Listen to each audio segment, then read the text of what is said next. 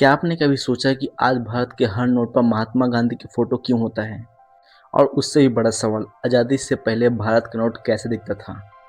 सच्चे जानोगे तो शायद आप हैरान ही हो जाओगे। आज हम 100, 200, 50 या फिर 10 का नोट देखते हैं तो उस पर महात्मा गांधी की मुस्कुराते हुए तस्वीर दिखाई देता है। लेकिन बहुत कम लोग जानते हैं कि आज़ादी के पहले भारतीय नोट बिल्कुल अलग ही दिखता था। जब भारत पर अंग्रेजों का राज था तब भारतीय नोटों का ब्रिटेन के राजा के फोटो छपा होता था, जैसे किंग जॉर्ज। इसका मतलब साफ था कि उस समय भारत ब्रिटिश साम्राज्य के अधीन था। उस नोटों का डिज़ाइन भी आज से बिल्कुल अलग था। उनमें ब्रिटिश काउंट, शाही चिन्ह और अंग्रेजी स्टाइल का डिज़ाइन ज़्यादा दिखाई देता था।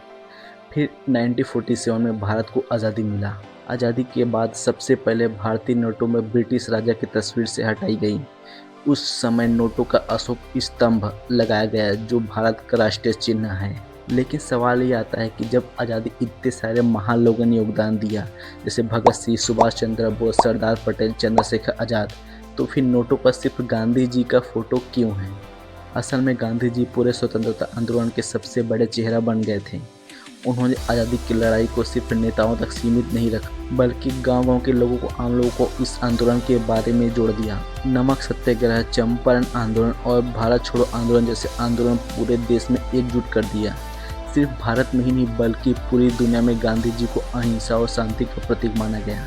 इसी वजह से जब भारत को अपनी मुद्रा पर किसी एक चेहरे को चुनना था तो वे एक ऐसे व्यक्ति को चुना जिसे लगभग हर भारतीय सम्मान करते थे। फिर 1996 में आरबीआई ने महात्मा गांधी सीरीज शुरू की और तभी से भारतीय नोटों पर गांधी जी की मुस्कुराती हुई तस्वीर छपने लगा।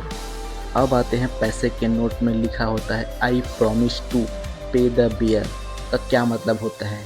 तो दोस्तों, नोटों पर लिखा हुआ आई प्रॉमिस टू पे द बियर एक महत्वपूर्ण लाइन होता है जो भारतीय मुद्रा की वैल्यू को समझाता है। इसका मतलब होता है कि रिजर्व बैंक ऑफ इंडिया यानी आरबीआई उस नोट के बदले उतना ही कीमत देने की गारंटी देता है। अगर जैसे आपके पास 100 रुपये का नोट है तो आरबीआई का यह वादा रहता है कि वह नोट वास्तव में 100 रुपये का वैल्यू ही रखता है। यह लाइन पुराने समय में कि उस सिस्टम से आई जब पैसा सोने या चांदी से जुड़ा होता था। तब लोग नोट लेकर बैंक जाते थे और उसके बदले असली सोना या चांदी लेकर जाते थे। आज ऐसा नहीं होता, लेकिन यह लाइन अब भी विश्वास का प्रतीक बना हुआ है। असल में भारत का नोट खुद से ज़्यादा कीमत नहीं होता था, लेकिन सरकार और आरबीआई इस वादे की वजह से ही वह पैसा बनाता था। इसलिए इसे फ्लाइट करेंसी कहा जाता है, यानी ऐसा मुद्रा जिसकी कीमत सरकार के भरोसे टिका हुआ है। शॉर्ट में कहें तो यह लाइन बताता है कि यह नोट सिर्फ कागज़ का नहीं बल्कि सरकार की गारंटी है कि इसकी उतनी ही कीमत है। तो अगली बार जब आप अपने हाथ में कोई भारतीय नोट देखें तो याद रखिए वो सिर्फ पैसा नहीं बल्कि भारत की आज़ादी और इतिहास की कहानी का एक छोटा सा हिस्सा है।